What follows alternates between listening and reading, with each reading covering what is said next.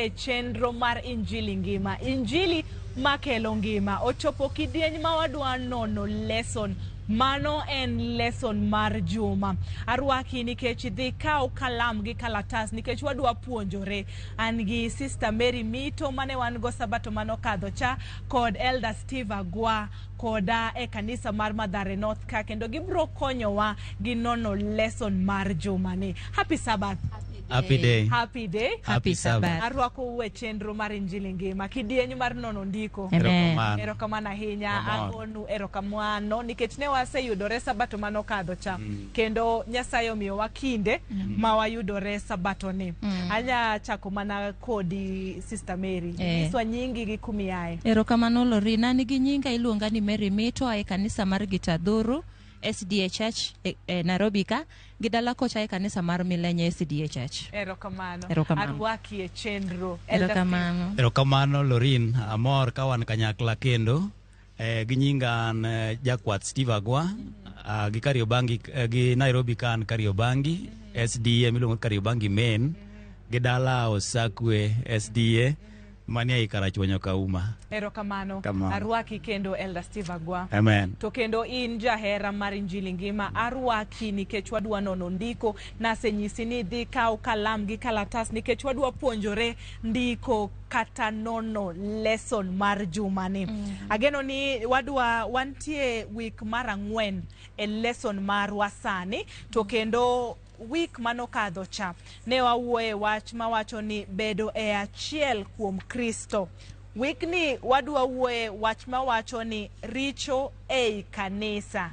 Richo ei kanisa. Kendo wago wacho kendo wanono lesson mar kuotani mawacho ni ote mar Paulo ne jo Korintho. Mano ema wawuoye kuota mangima kendo an gi Elder kod Sister Mary madwa ngisowa. Adwa chako kodi Sister Mary. Yes. Jaera magramogi wakuluwiwa mondo walem kapok wachako lesson. Erokamano. Walemo. Erokamano Nyasaye manyalo gik moko duto nyadichiel kendo kinyi majaber ni sabato mari makende imiyo wateko kendo imiyo wakinde mondo wawuo kod jogi.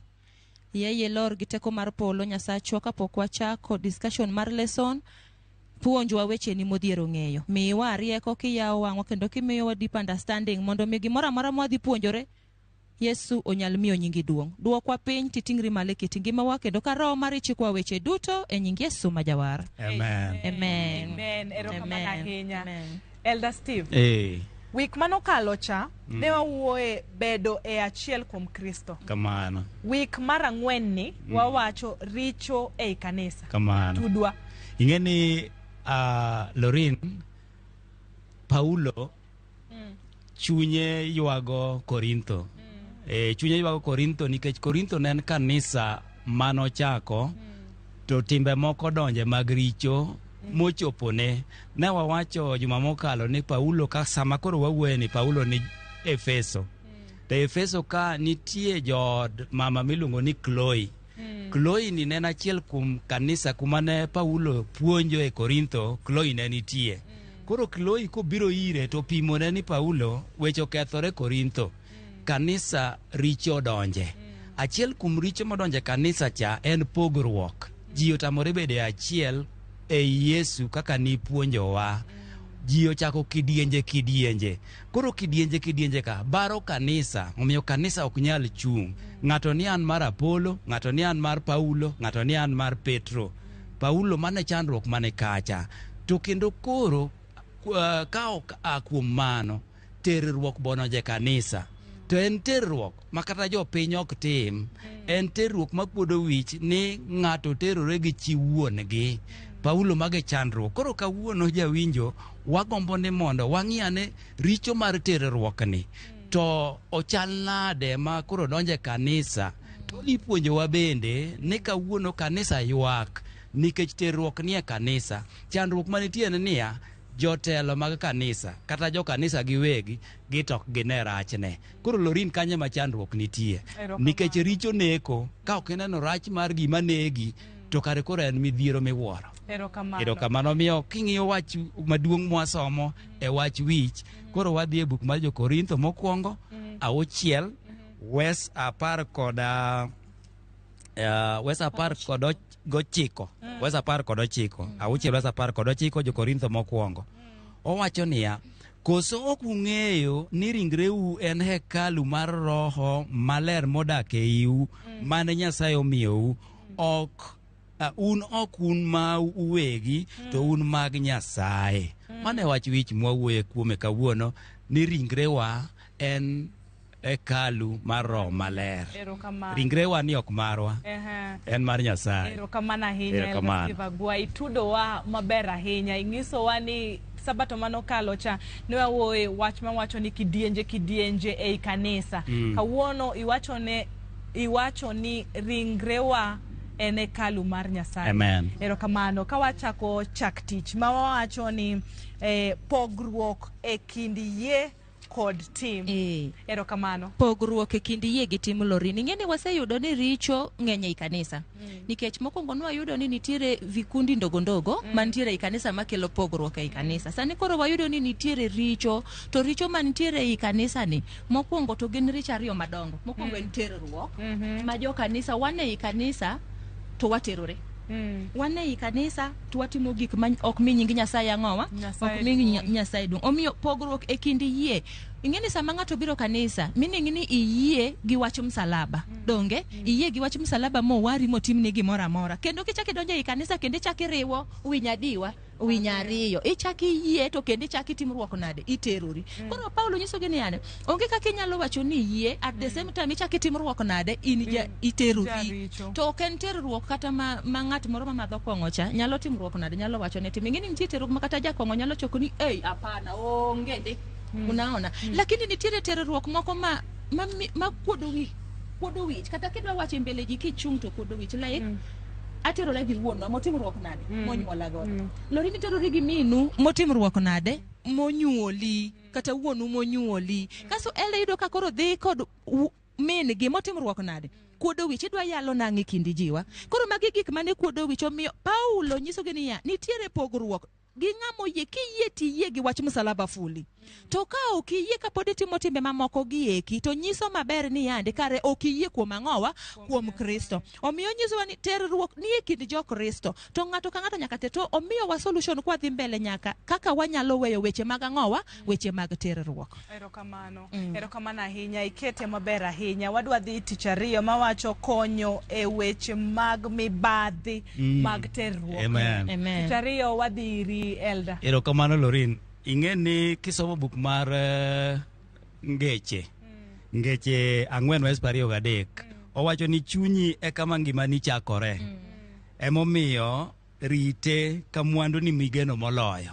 Nikech richo mar terruok ok ae ringruok, oae chuny. In fact, kine ochope ringruok, en gima ne ng'ato sa ng'iyo e chunye mowacho ni gini kora adwa time. Ng'ato nyalo penjo ni terruok te ang'o? Terruok en ni ikawo ng'at ma ok ukendoru go e yo makare, ibedo koro iterori godo. Itimo gik monego jomukendore kare ma mondo tim. Inyalo bedo nyathi ma pod tin, kata inyalo bedo ng'ama nie kend tayari. Omiyo ma ema koro Paulo owinjo ne timore e kanisa. Mana kaka Mary wacho ni ere kaka wanyalo konyo e weche mag mibadhi mag terruok. Ka nitie gima osetieko dhano ka kendo osetieko dhano oganda e piny ka, en terruok. En richo mitimo kiling' to gik ma duoko mare duong'. Osaketho keny mang'eny mag ji. Osamiyo nyithindo tho, osamiyo jomoko dere, osakelo tuoche. Terruok ketho dak, oketho winjruok, kendo osatimo gik madongo. Omiyo Paulo wacho kaka idil kode, ok koro gi gloves, ok rwakne gloves. Nidwa mule ka ng'ama mulo, ing'eni kiluoko nyathi, tiluoko nyathi mos. Mondo kik igwar nyathi gi lweti mogwar. Terruok koro nyaka tigo motegno mondo mi rach mar terruok ong'ere. Gima lit en ni ei kanisa ni ji terore, to joma de kwer ji oling' thi. Onge ng'ama kwero ng'ato. To kare Paulo wacho ni gima ofwenyo en ni alwora mar Jo-Korintho gi timbe mane timore e gweng' jo Nyasaye monego ting' Nyasaye malo nomiyo pachgi ing'eni paro chalo sponge, chalo pach nyathi ma sponge komulo pi ni to ywayo pi. Koro pachgi gik matimore e alwora margi ei jo Korintho gi obedo kuomgi. Gitamore chalo gi Shadrach, Meshach, Abednego manotere piny Babylon to ne gichung'. Gitamore chalo gi Joseph modhi e ot mama, odhi tiyo ne mama moro miluongo ni chi Potifa to pod ochung'. Koro miyo wechegi oyondhogi gidonje tero. Koro Paulo wacho ni yadhe en ang'o? Paulo kwanogi gin gik mang'eny to nikech sa abiro mana lidhogi. Ma isomo buk mar jo Korintho mokwongo 5 wes 1 nyaka 13. Ing'inyo ka gin wes mang'eny. Koro ng'ama oyudo thuolo nyalo somogi. Achiel owacho niya, goluru ng'ano oko kuomu. Tiende ni mondo ng'ere maber ni ng'ane jaterruok. Namba 2 wacho ni ng'adne bura nikech an mabor kodu hata sa ng'adone bura ni mondo wuoge iu. Ing'eni richo kawuono ji timo to kitemo ng'iso ng'ato ni gino rach, iwacho ni ing'adona bura kuong igol pilni yath mane wang'i. To Paulo to wacho na sa ng'adone bura goleure dieru. Kata chako wacho niya, chiweure lwet Satan. Abiro wacho wachno gimomiyo Paulo wacho no chiwe lwet Satan. Kata wacho ni ng'at marachno ugol ng'at marachno kuomu, kik obed kodu. Machielo wacho ni kik ubede kanyakla gi joma terore, mana kata mana joma gombo, kata joma lamo nyiseche manono. Paulo wacho niya, wares chunye to ringrene okethi. Ma tiende ni sama ng'ato terore, ringrene kethore. Koweye e lwet Satan, tiende ni consequences nitie, duoko mag richo nitie. Ng'ama wuok matimo timbe mag richo, sana terruok, samoro nyalo juke, chuor mama moro nyalo negi, ringre nyalo kethore. Okay, jomoko wacho niya, nyinga nosekethore, we ager denda ta ketho ang'o nyinga. Koro winji, sama idonje timbe mag chode kata mag terruok, dendi nyalo kethore. To ka lorino biro mokone ni gimitimo ni rach, nikitime adhara, to ng'is kanisa ni ng'ane jachode onego bed kando matin. Koro kata ibed gi wich kuot ni nyingi okethore, tiresi mondo chunyi oduogi. Imbi wach ni yawa gini to nakoso, ng'won nauru mondo achak wuoth manyien. To lit mar jo Korintho kanisa ni ji oling'. Lorini ng'eni kawuono kanisa mar Nyasaye samoro chode nitie kabisa. Kendo chode to koro tieko ji, terruok tieko ji. To joma dekwero ling'. Sama giling' no, gimbe giriwo lwedo gi ng'ano ni gimotimo ber. Kato gini medo landore. Nyithindo ma pod tindo kata joma ok joto chode biro wacho niya, kare gini onge gima rach, wambe wanyalo mana time. Omiyo nyare, omedo tieko ji. Omiyo Paulo wacho niya, nyaka wawuo kuome, kendo nyaka ng'at matimeno keti adhara mondo ng'e, to kendo kwere ni gimotimono timono nade rach. Erokamano Elder Steve Agua kod Sister Mary. Wadwa kawo yweyo matin. Wasetieko kidieny mokwongo mar nono ndiko. Wadwa dhi e yweyo matin, kik idhi mabor nikech waduogo gi kidieny mar ariyo.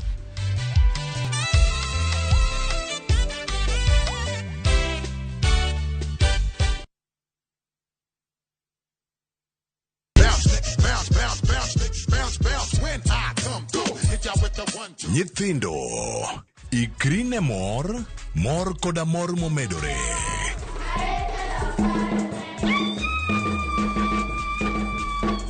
Nwang'o osiepe manyien. Wasetieko. Koro wadhi biro e Tree One. Juma ka juma, gik matimore kae medo bedo mabeyo moloyo. Miel, sairi, loso gi lwedo, wer, fashion show, tedo kod mang'eny mamoko. Rogo mar nyithindo, kama nyithindo duto yudo e thuolo mar rieny.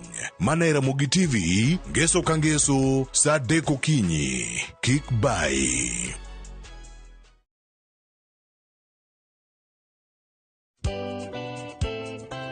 Ngeso ka ngeso, sa 11 mamidhiambo. Mbamba toko koma ye tudri koda ngeso ka ngeso sa 11 mamidhiambo e chenro mar tiedero oka kama wabro budho manyanga ya solo kawakelo ni ngolo motimo Cathedral. See you there. Tiedero, ngeso ka ngeso, sa 11 mamidhiambo, mana e Ramogi TV.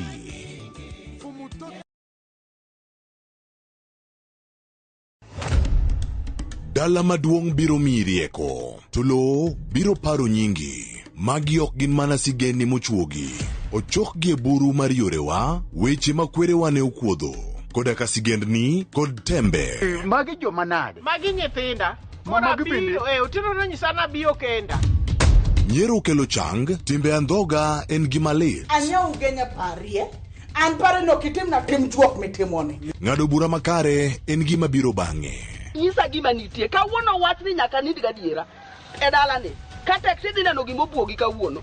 Kare kia ng'ama idak go. Hera, kethruok, miriambo, kata bed mana ni wuotho mabor marom nade. Sigand dala ok we chuny.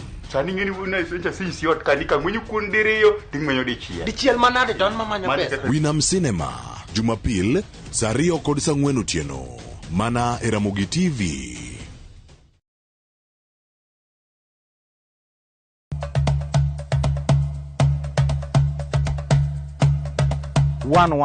Chenro malero kitwa gi timbewa kod puonjo dholuo. Sani upuza ni uluongo na mabuda. Koro mwan mabuda ni girieko mwan koro mathin man koro maru ng'eng'no. Ema osokelo nu seda. Wasewuotho mar kelo ni juok ogandawa kod ber magisekelo e ngima onagi. Dayo ne puonjo nyathi manyako kosechope ode. Puonje kaka onego oriti family mare. Rikoda an James Rabalakwasera Jambu owarga chien. 111 Jumapil, saa 12:30 odhiambo.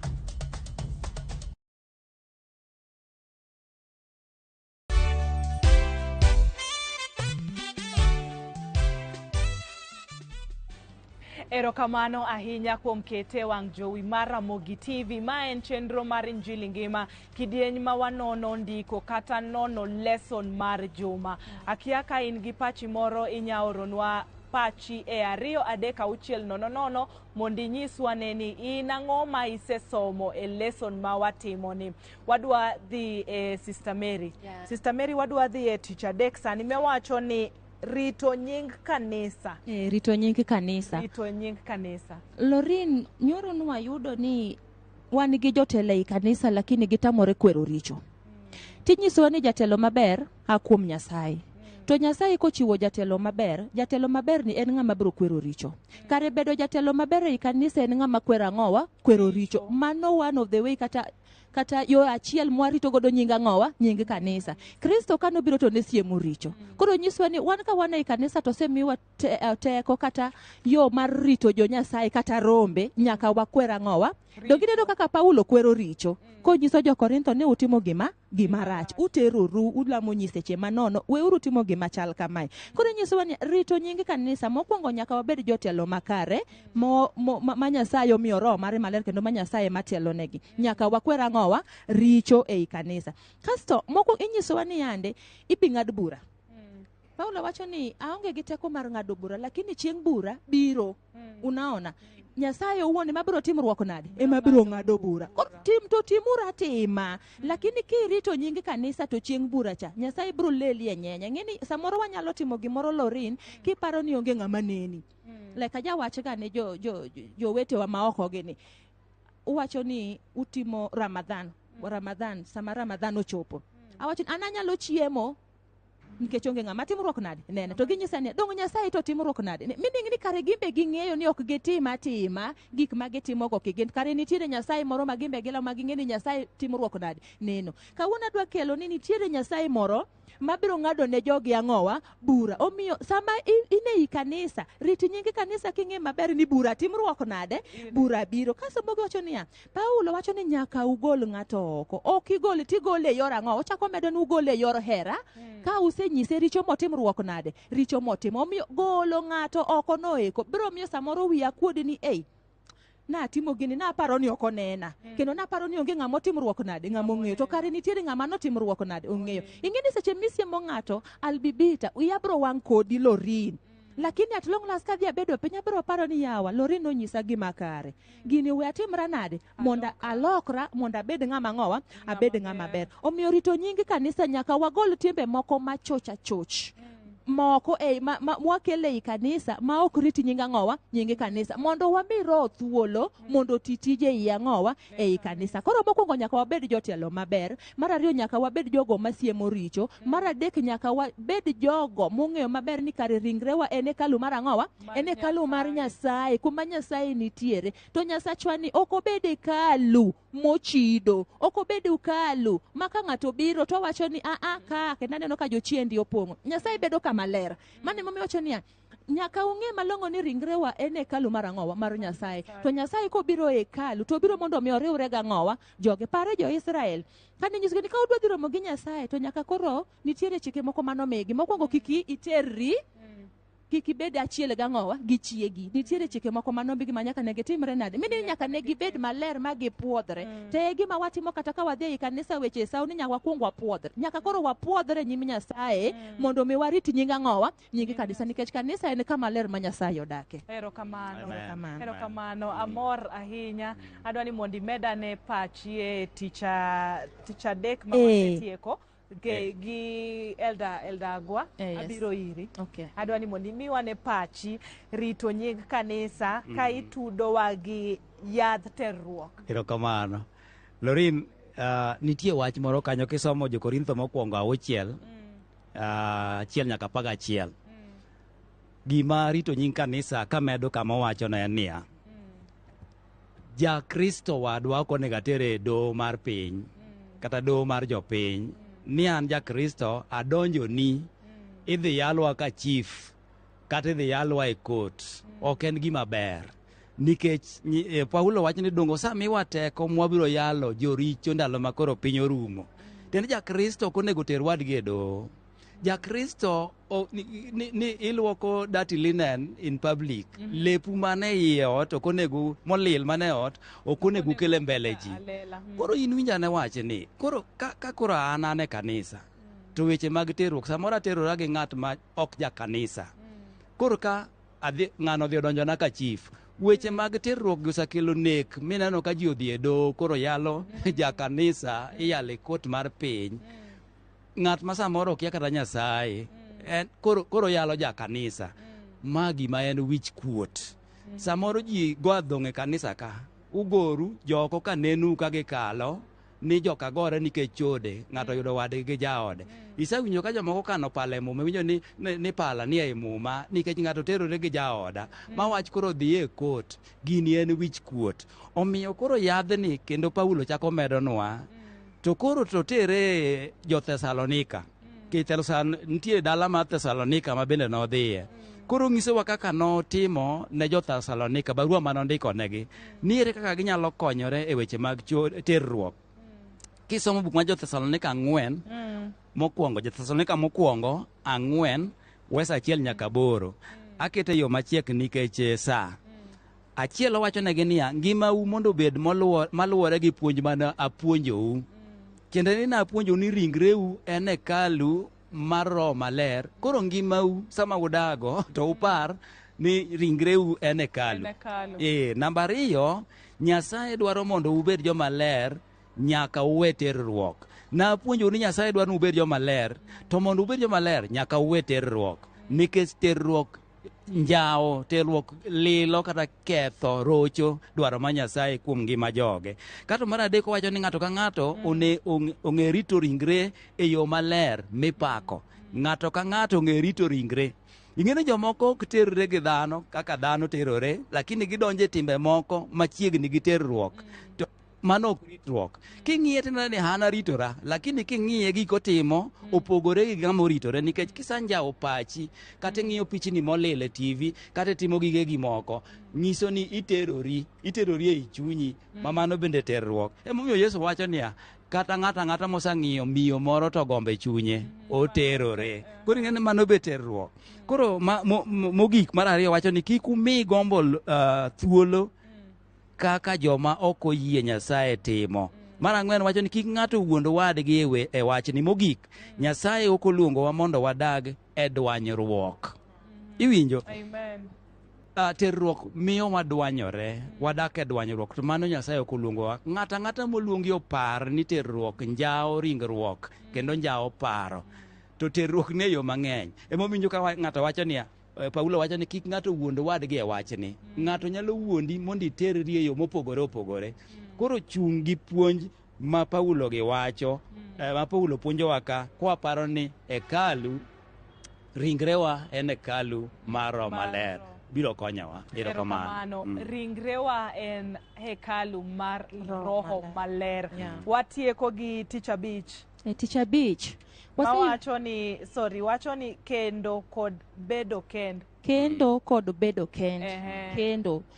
Ing'eni Lorin, Nyasaye nong'e gimomiyo nochweyo dhako gi dichuo. Okuongo chweyo dichuo, to neno ka dichuo nobero chweye dhano maber, mowacho ni ber. Lakini gimoro achiel noneno mowacho ni hapana, ok ber kendo ka dhano bed ang'owa kende. Ma emomiyo ochako tere nindo matut kaso ogolo ng'etne to odhi oloso ng'awa, odhi oloso dhako. To kanokelo to noneno ka Adam nobuonjo. Ne en gi paro maliw gimomiyo nokelo dhako, nikech nong'eni ng'ato ok nyal bedo ang'owa kende. Koro ka nosekelo omi Adam kende, to mocho ni dhako achiel, dichuo adiwa, dichuo achiel. Emomiyo odhi mbele kowacho ni ringrewa en hekalu mar ang'owa, en hekalu mar Jehova Nyasaye. Nyaka koro watimre nade? Nyaka koro warite. Why? Nikech ing'eni seche mwaparo weche manono to Roho mar Nyasaye wewa. To seche mwaparo weche mabeyo to Roho mar Nyasaye bedo ang'owa, bedo kodwa. Koro kendo kata bedo kend. Inyiso Paulo dhi mbele kendo nyiso gi maler ni yande. Kineno ni bedo kendi ok inyal bedo kendi. Ber mondo mi nyombi. Ka in dichuo. To ka in dhako, ber mondo mi otimre nade? Okendi. Mondo mi ilo teko mag ang'owa mag ringruok. Nikech Nyasaye nong'eyo ni onge ng'ama nyalo loyo ringre ang'owa owuon. Dichuo ok nyal loyo ringre owuon. Dhako ema loyo ang'owa ringre. Aya, dhako bende ok nyal loyo ringre owuon. Dichuo ema loyo ang'owa, ema loyo ringre. Omiyo king'eyo maber ni Lorin in ok inyal bedo kendi. Yie mondo mi otimre nade? Okendi. Kendo Paulo achiel ne machako wacho ni yande, ni bende kik ng'ato kwanre ni en single mother kata en widow kapok ochopo 60 years. Mimi ong'e maber ni kapod in ka nyaka ichop 60 years, pod ringruok biro dwaro mondo mi timri nade? Bedi achiel gi dichuo kata gang'owa kata gi dhako. Koro wacho maler ni yande, ka ing'eyo maber ni ok inyal bedo achiel, to kare mondo mi otimre nade? Okedi. Mano ne yath mar ang'owa, yath mar tieko terruok ei ang'owa ei kanisa. Kare mondo mi okendi. Omiyo kendo kod bedo kend. Kendo bedo kend. Nitie joma oseamua kaka Paulo. Ok onyiswa matut kuom Paulo, lakini king'iyo wuodhene noonge gi dhako bute. Bang' ka noselok nyinge obedo Saulo, kendo koro ochako bedo ang'owa, obedo Paulo. Nowuotho kende. Meaning ni en noamua, to ne en kamano. Lorina paro gi nyaka sama koro wagike ni, kiamua mar bedo kendi to gochongi piny lem. To kiselemo to Nyasaye biro miyi teko mar chung' kendi. Ibiro chung' nikech nitie joma machung' kamano mabed faithful. Koro to inyiso ni ka ong'e maber ni ok inyal bedo kendi, to ber mondo mi otimre nade? Mondo mi okendi. Mano nyisowa kamano. Omiyo kendo kod bedo kend waonge gi teko mar time, to Roho Maler ema miyowa teko mar bedo e achiel kode. Roho Maler ema wacho ni adwa bedo kenda, teko nok bi wuok kuomi. Teko no biro wuok kuom Nyasaye ma biro miyi teko mar chung' ang'owa, mar chung' kendi. Wacho ni ok anyal bedo kenda. Ng'ama biro manyo ni partner ni no kata jaodi no en Nyasaye. Omiyo gimoro amora mwatimo, kwaseng'eyo ni ringrewa en hekalu mar Jehova Nyasaye, to Roho mar Nyasaye ema nyalo miyowa teko mar ritruok mondo waloy ang'owa, walo ringruok ma Jehova Nyasaye otimruok nade? Omiyowa. Erokamano ahinya. Ka watieko Elder Steve Agwa. Lorin, ing'eni Mary kelo wach ma mit miwuoro. Jomoko nopenjo Paulo. Koro Paulo dwoko barua ni, sama nondiko barua mar terruok, to paro wach manopenje ka en Jo-Korintho. Ni to bende gima ber, mani some buk mar Jo-Korintho mokwongo, 6 wesa 19 nyaka 7 wesa 9. En obor. 6 wesa 19 nyaka 7 wesa 9. Koro kichako Jo-Korintho 7 wesa 1, to wacho ni ne ng'ato penjo, kata ne jomoko penjo, be en gima ber mondo ng'ato dag kende, mondo dichuo kik mul dhako. To Paul nodwoko gi maber ei summary kako wacho ni ok ber ka ng'ato dag kende, onego okendi nikech tem ng'eny kawuono ka koro tem ne ng'eny ndalo Paulo koro kawuono tem chalo nade tembe ng'eny madak kend samoro bedo challenging ok en gima yot koro ng'at mosewinjo ko giki okang' monego kendi to nego moyo koro kendi kata kende to bedo kend miluongo ni bedo single en mich moa kuom roho. Paulo wacho niya ne jok mapok okendi kata mapok okendo da gombo mondo ubedo kaka an tiende ni sechego ne en single ne en kende to nikech gombo kata dwaro mag ringruok opogore kuom ng'ato ka ng'ato ber mondo okendi kata ikendi moloyo orruok gi gombo. Ing'e ni Lorino onge gima lit achiel ka isakendo to kendo pod ibayo oko iterori kata osakendi iterori kata machielo onge gima lit ni dak kendi ni in single titerori. Koro Paulo konyo ni mondo mi ukel kwe kanisa joma pok okendo mondo kendi kendo kendgi to ng'amo amua ma roho miyo mich mar bedo kende koro ritri mondo itine Nyasaye.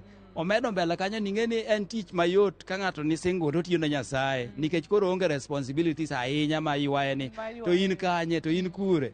Omiyo lesson ni ober nikech opuonjowa kokelonwa ni kanisa onego bed kama opuodhi.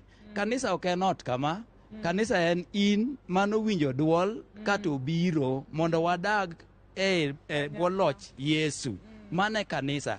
Kendo Yesu kaduogo to biro mana kawo an gi in kod ng'a machielo moyie ok od kidi. Erokamano. Koro miyo ler nyaka bede kanisa. Terruok mondo rum. Nyathi Nyasaye kanisa uka nitie terruok to goleuru oko mondo olemie mondo rum mondo Nyasaye oduog odak kodu kanyakla achiel. Lorina wach nyinga. Wach nyingi batang' itieknwa gi lemo. Onge wach kare we Mary odhi mbele manang' atiek. Nyiso wa nyinge gi namba kasto itiek gi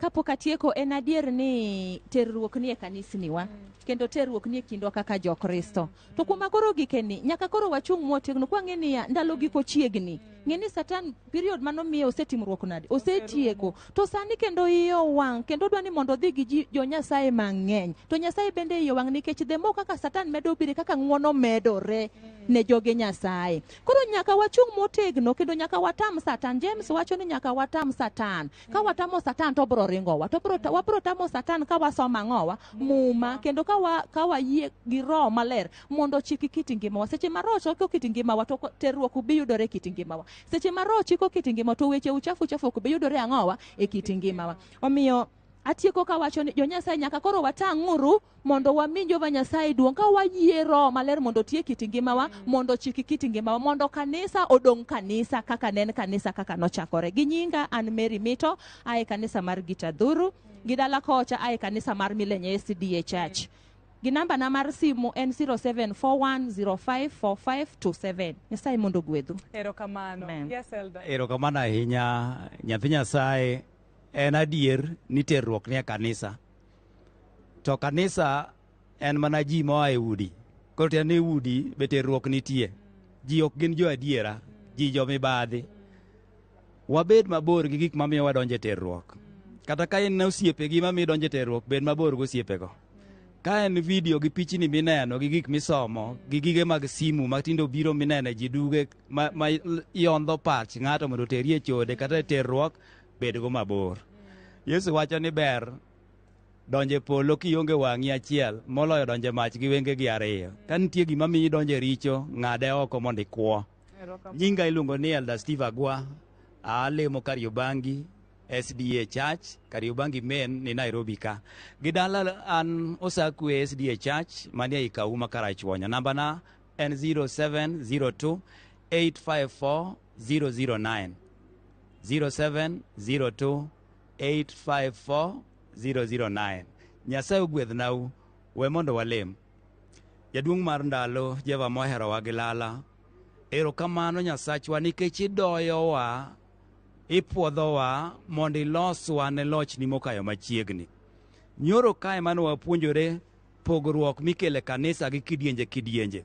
Kawuono eri wachak wayudo pogruok kod chilo momieno kanisa mari maler mar terruok.